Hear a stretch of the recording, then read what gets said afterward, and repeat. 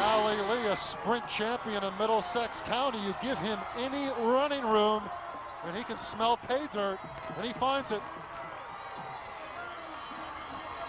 18-yard touchdown run for Ali Lee, and some of the J.P. Stevens fans from North Edison begin to file out of the bleachers on the far side. They can sense it now. Woodbridge has a 2-touchdown lead with 2 minutes and 45 seconds left. And Woodbridge had run left, so they come back right, and Ali Lee behind some outstanding blocking. Extra point, no good. So it will remain 20-7. Woodbridge on top. Well, we'll keep it right here.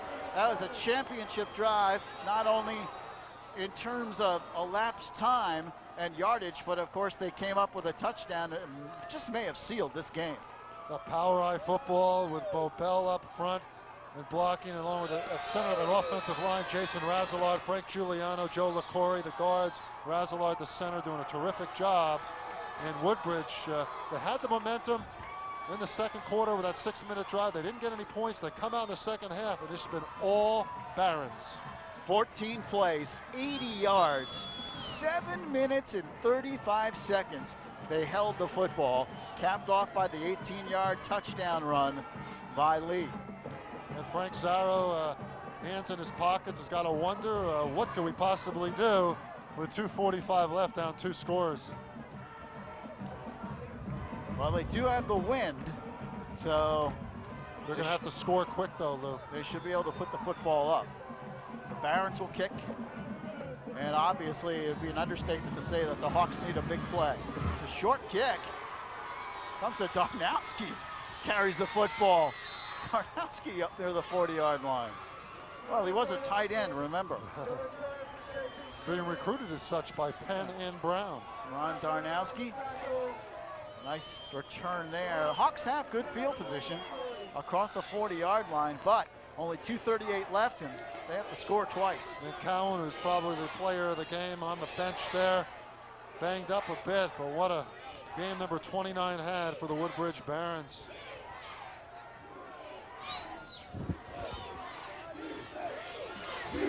They do have the lights on here at Woodbridge. They've been on throughout the entire game as we are late now in the fourth quarter.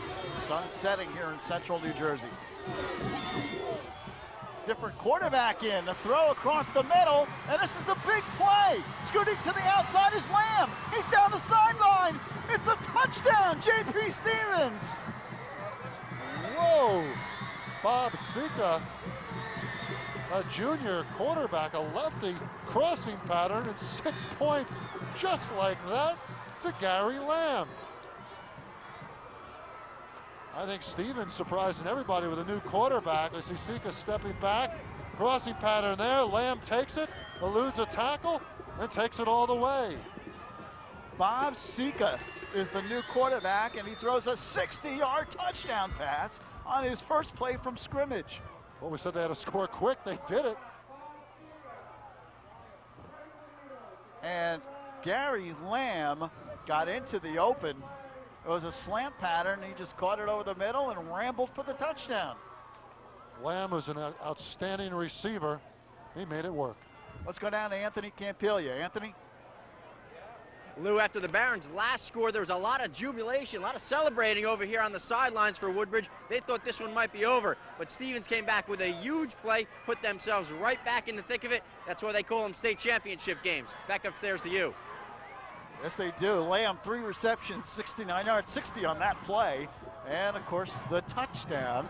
Now the Hawks will kick the extra point. Cicarella's in.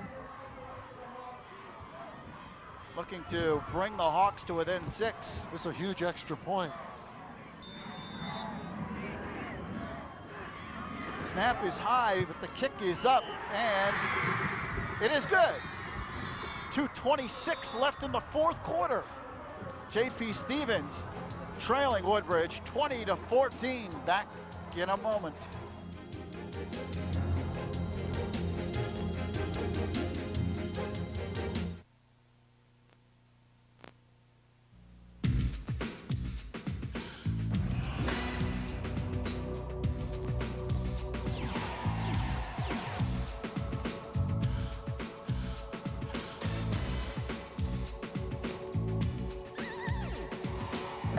you're gonna look much cooler smoking your opponents than you ever will smoking these.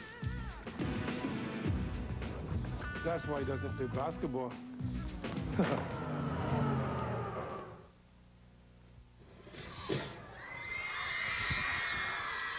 Gary Lamb taking it. That slant pattern, number 88. 6 points for Stevens on a 60-yard reception by the lefty quarterback Sika on his first pass, coming in for Shaquan Lane to add a little gusto to the passing game for Stevens. And now we look at Lou for the onside kick. Woodbridge has all of their good hands people up near the line of scrimmage for them as the Hawks line up for the onside kick. With 2:26 left, they kick it off. Interesting. It goes to Cowan at the 15, breaks a tackle up the middle and smashed across the 32-yard line. Interesting strategy there for the Hawks. Very interesting. I wonder about it with 2:19 now left in the game. Certainly Frank Zarro and company from J.P. Stevens has a lot of faith in their defense to possibly either cause a turnover or take Woodbridge out quickly on downs. Look at Cowan. He can't even walk off the field. He has been a warrior here today. A lot of heart in that young man. First down, 10 Woodbridge. And the Barons look to kill the clock. They're looking to put this one away. They lead it by 6, 20-14. 10 men up at the line of scrimmage for Stevens. Fumble almost. McGrath takes it out of midair. Almost a disastrous play for the Barons. J.P. Stevens just sending everybody at the line of scrimmage, and the Barons very fortunate. Let's take a look again. McGrath loses the handle, turning around to make the handoff to Lee, but he has a good concentration to get the ball back and just fall on it for a 3-yard loss. Well, the Hawks call timeout as we keep it here with 2:06 remaining. J.P. Stevens burns one of their timeouts. It'll be a second down and about 13 coming up for Woodbridge. Well, regardless of what happens, it's been a spirited effort by J.P. Stevens this year, a program. 0-9 in 1993. Had not had a winning season since 92, 4-5 last year. But they're showing their muster here. Let's go down to Anthony Campiglia on the sidelines. Lou, a lot of people over on Woodbridge expected the onside kick. Stevens elected to kick it away. I like the call. I think their defense has played tough all game. Coaches hope for a 3-and-out to get the ball right back. Back upstairs to you. Well, we'll see if Campiglia and Zarro are on target here in the next couple of minutes. Well, J.P. Stevens averaging 37.9 points per game this year. Highest scoring team in Hawk history. Held to 14 today. Here's the pitch. Ali Lee hit, breaks a tackle, and then is smothered back at the 20-yard line. He lost about 10 yards on the play. And the Hawks will call another timeout with 1:58 left. And what they're hoping for, of course, is a punt by Woodbridge against this stiff wind. And they get the ball back, but still only 1:58 left. Not a lot of time. One timeout left for Stevens. This is a key play now for Woodbridge. It's third down, and they have tons of yardage to go. You don't want to do anything foolish, though. You try to make a big play against that wind. Maybe a toss sweep possibly, but nothing more erratic than that as the crowd continues to get into it. A great crowd here at Frisco Stadium in Woodbridge. What about all those Hawk fans who got up and left after Woodbridge scored that last touchdown? Almost like the Dodger crowd out at Chavez Ravine. It's not the ninth inning, guys. This is state playoff football, fourth quarter, and Stevens still very much in this ball game.